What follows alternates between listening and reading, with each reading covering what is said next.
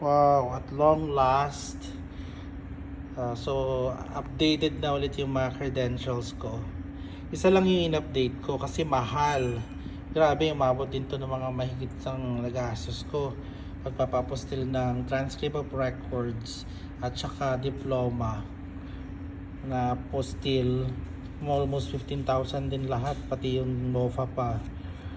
Dati kasi red ribbon lang yung meron. Lahat ng documents ko naka-certified naman, naka-red ribbon naman. Eh di ba hindi na ino-honor yung red ribbon?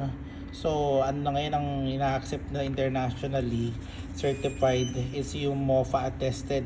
So, yung degree ko sa Polsci, yung second degree pa sa secondary education, yung PRC license, yung civil service license pa, tapos yung mga certificates pa. So kung lahat yun ipapa-apostil ko, Diyos ko Lord, baka abutin nyo ng 20,000. Good luck. Pero syempre magagastos yung mag-process sa Pilipinas. Buti na lang na process ko yung bachelor's degree ko sa Polsci. So ito na, hindi na ako naka-red ribbon, updated na ako. Ayan pala yung itsura ng apostille.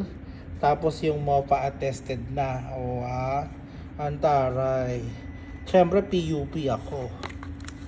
Tapos ayan yung documents ko. Tapos ayan pala siya. Ayan pala itsura ng apostille na. Tapos hinahanap ko. May sticker ako nakita. Ayan yung ano ko.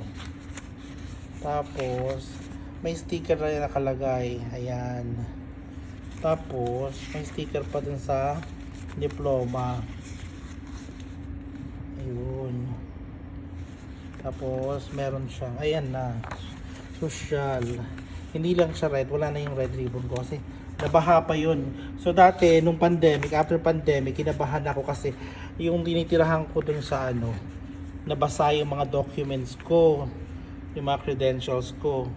So ang nangyari, natakot ako, paano ako kung mawalan ako ng work, wala akong credentials. So aywa, alhamdulillah. So meron na ako ngayong MOFA attested documents, apostille na siya. So soon to follow na yung iba, yung second degree ko, tsaka yung license, yung PRC, at tsaka yung civil service, tsaka iba pang certificate. For now, yung first bachelor's degree ko in Polsci ay apostilled na with my diploma and transcript of records. So ready to go. I'm not scared anymore. I'm very ready and competitive enough to learn. Wala lang. I'm so happy lang. Kaya ubos pera kahit wala kahit masyadong magastos. Apostille at saka MOPA attested lahat ng credentials ko. Aywa.